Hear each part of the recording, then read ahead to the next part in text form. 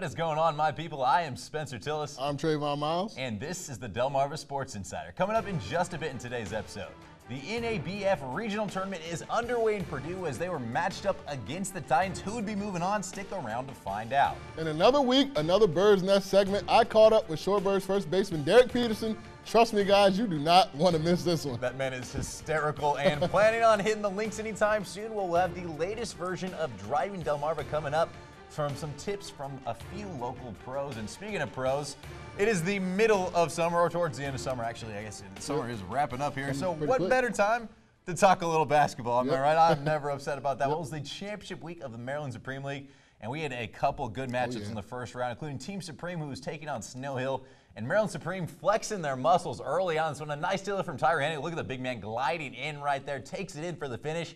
But back come the Eagles at the other end. A nice cut from Takaya Wise. He gets to the rack. That's good for two.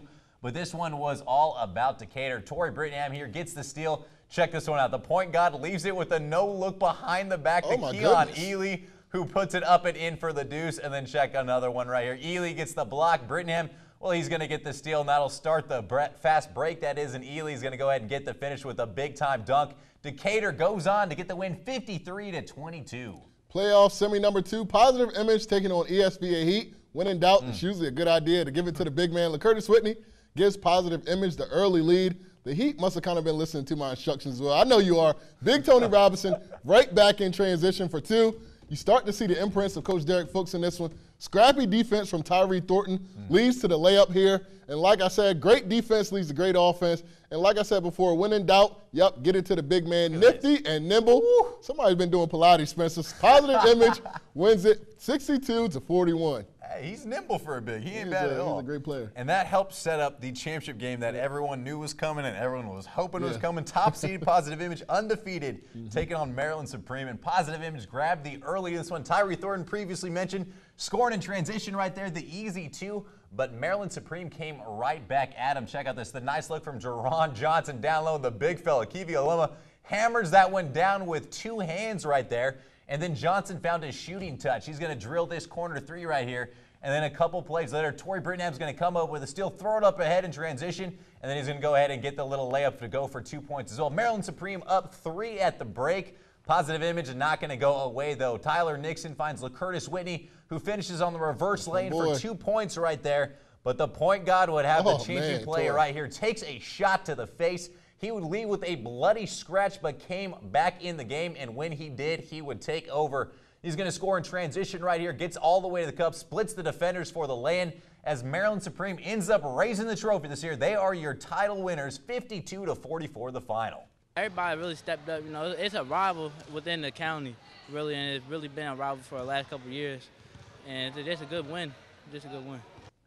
Kid's still winning. Oh, man, everywhere he goes, right? I'll tell you what, I loved this league for a few reasons. One, we kind of got like the back room, like look at all the new talents that are coming in. There's and first thing people need to know about is don't worry about the Bayside. There's some new faces coming up that are overshadowed by those seniors. They're going to ball out. The second thing, and people need to take notice right now, don't be surprised if Pocomoke wins conference next year. They're going to be solid, and don't be surprised if Tyler Nixon's named the Bayside Player of the Year. That guy gets after it on both sides of the court. He manages that team. I'm a huge fan of the way he plays. Yeah, but this title game was kind of exactly what we thought it would be. It kind of would be maybe a rematch. It was a rematch of a game earlier this summer, but maybe there'll be a rematch later on this winter. I hope so, man. In the Bayside Championship. Well, when you look at both of these teams, I guess you can call them Maryland Supreme with a lot of Decatur products and Positive Image obviously with a lot of Pocomoke products.